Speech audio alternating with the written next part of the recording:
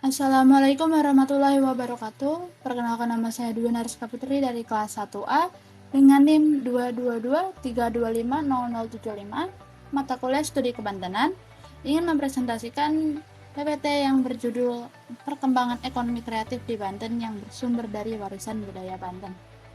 Perkembangan ekonomi kreatif di Banten. Penelitian ini mengeksplorasi bagaimana warisan budaya Banten yang kaya kerajinan tradisional hingga seni pertunjukan. Hal ini menjadi pondasi pengembangan ekonomi kreatif yang berkelanjutan dan memberdayakan masyarakat lokal. Latar belakang dan potensi Banten. Indonesia memiliki kekayaan budaya terbesar di dunia. Banten adalah provinsi yang terbentuk pada tahun 2000, merupakan salah satu daerah dengan warisan budaya yang sangat berpotensi untuk dikembangkan dalam kerangka ekonomi kreatif. Ekonomi kreatif adalah sektor pembangunan berbasis kreativitas, inovasi, dan nilai budaya lokal untuk menghasilkan produk dan jasa bernilai tambah. Macam-macam kebudayaan Banten yang berpotensi untuk menjadi ekonomi kreatif, diantaranya seperti kerajinan tangan, yaitu batik Banten, tenun baduy, gerabah khas Serang. Lalu ada seni pertunjukan seperti debus, pencaksilat, musik tradisional. Ada kuliner tradisional seperti sate bandeng, emping melinjo, rabek. Dan terakhir ada warisan sejarah, contohnya seperti Kesultanan Banten Lama, Masjid Kaibon, dan tradisi Baduy. Tantangan dan peluang pengembangan. Meskipun memiliki potensi besar, pengembangan ekonomi kreatif berbasis warisan budaya di Banten menghadapi tantangan signifikan. Contohnya seperti inovasi yang terbatas, di mana kemasan produk budaya masih konvensional dan kurang menarik bagi pasar modern. Lalu ada adopsi teknologi rendah. Pelaku usaha tradisional belum maksimal memanfaatkan platform digital dan e-commerce. Ketiga, ada SDM terbatas, kekurangan tenaga terampil dalam desain, pemasaran digital, dan manajemen bisnis kreatif. Terus ada dukungan pemerintah yang tidak merata, banyak pelaku usaha kreatif berjalan mandiri tanpa dukungan kebijakan yang konsisten. Selanjutnya ada perkembangan positif dan pencapaian terkini. Data terkini menunjukkan perkembangan positif yang signifikan pada sektor ekonomi kreatif di Banten. Bisa dilihat dari PPT, di mana total penjualan UMKM Banten di FEKDI dan KKI 2024 mencapai 9,73 miliar. Lalu dibantu juga dengan adanya penjualan online dan penjualan offline, yang dimana kontribusi penjualan online mencapai 9,5 miliar dan penjualan offline-nya sekitar 230,4 juta.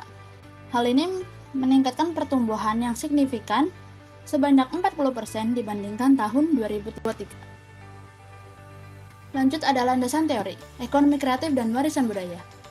Ekonomi kreatif merujuk pada sektor ekonomi yang berkaitan dengan penciptaan produksi, distribusi, dan pemasaran produk. Menurut Hawkins 2001, ekonomi kreatif mencakup seni, desain perfilman, musik fashion, permainan video, teknologi, media, dan industri kreatif lainnya. Lalu warisan budaya, menurut Undang-Undang Nomor 11 Tahun 2010 tentang Cagar Budaya, merupakan peninggalan dari generasi terdahulu yang memiliki nilai penting bagi sejarah, pendidikan, ilmu pengetahuan, agama, dan kebudayaan. UNESCO pada tahun 2003 membagi warisan budaya menjadi dua jenis. Pertama ada warisan budaya benda atau tangible cultural heritage seperti bangunan dan kerajinan. Lalu ada warisan budaya tak benda, intangible cultural heritage seperti tradisi lisan, seni pertunjukan, ritual, dan pengetahuan lokal. Pemberdayaan masyarakat sebagai kunci kesuksesan. Teori pemberdayaan masyarakat menekankan proses meningkatkan kemampuan dan kemandirian masyarakat agar mampu mengenali, mengelola, serta menyelesaikan masalah secara mandiri melalui partisipasi, akses informasi, dan pengembangan sumber daya. Contohnya seperti pelatihan desain bagi pengrajin batik Banten, fasilitasi kelompok seni debus untuk tampil di festival, serta dukungan bagi masyarakat Baduy dalam menjaga tradisi Seba sambil mengembangkannya sebagai daya tarik wisata. Bentuk-bentuk ekonomi kreatif dari warisan budaya Banten. Perkembangan ekonomi kreatif di Banten tumbuh pesat dengan akar budaya yang kuat.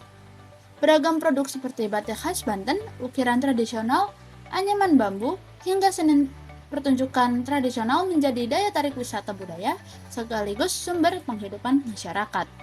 Strategi pengembangan berkelanjutan. Meskipun banyak manfaat, pengembangan ekonomi kreatif juga menghadapi tantangan seperti risiko komodifikasi budaya yang berlebihan, hilangnya makna asli tradisi, serta persaingan pasar yang kuat. Di sini ada beberapa strategi yang bisa digunakan, contohnya seperti yang pertama, penguatan regulasi dan grand design, yang dimana kebijakan daerah yang mendukung inovasi, perlindungan budaya, dan pemasaran ekonomi kreatif berbasis budaya di Banten. Yang kedua ada peningkatan kapasitas SDM, di mana pelatihan pelaku kreatif dalam aspek kreativitas, inovasi, teknologi, dan promosi. Ketiga ada kolaborasi quadruple helix, itu adalah sinergi antara pemerintah, akademisi, pelaku usaha, masyarakat, dan sektor swasta dalam mengembangkan ekonomi kreatif.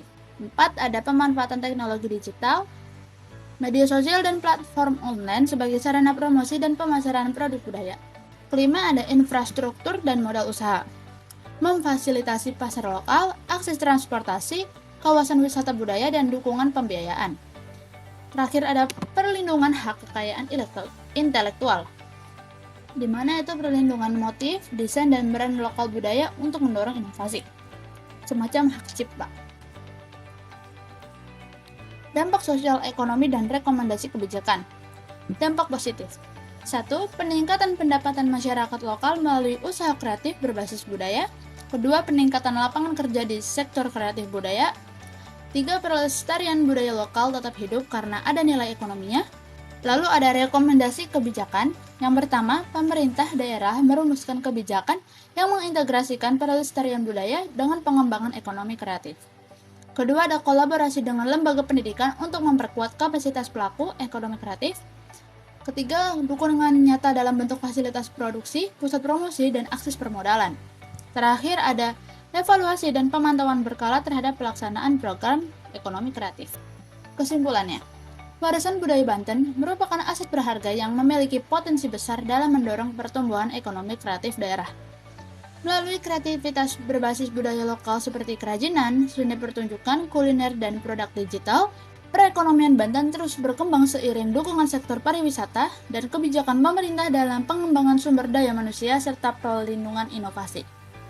Meskipun masih dihadapkan pada tantangan seperti keterbatasan modal dan regulasi yang belum optimal, upaya strategis berupa penguatan kebijakan, kolaborasi lintas sektor, dan pemanfaatan teknologi digital menjadi kunci keberhasilan pengembangan ekonomi kreatif. Sinergi antara pemerintah, dunia akademik, pelaku usaha, dan masyarakat kreatif perlu terus diperkuat untuk menciptakan ekosistem yang berkelanjutan. Dengan demikian, ekonomi kreatif berbasis budaya tidak hanya menjadi pendorong pertumbuhan ekonomi, tetapi juga sarana untuk menjaga identitas dan meningkatkan kesejahteraan masyarakat Banten secara menyeluruh. Itu saja yang bisa saya sampaikan. Terima kasih. Assalamualaikum warahmatullahi wabarakatuh.